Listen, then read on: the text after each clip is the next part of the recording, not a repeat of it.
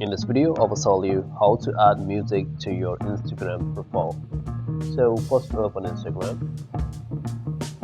Okay, then go to your profile. Okay, then tap on edit profile. Okay, now tap on here music as you can see. Simply tap on it.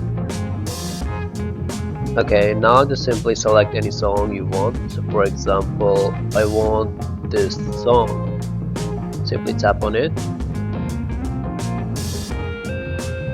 and after that tap on here, and now choose your favorite segment and then tap on done.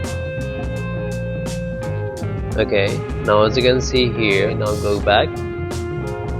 Okay, so now as you can see here, the song is added. So this is how you can add music to your Instagram profile. So that's it, guys.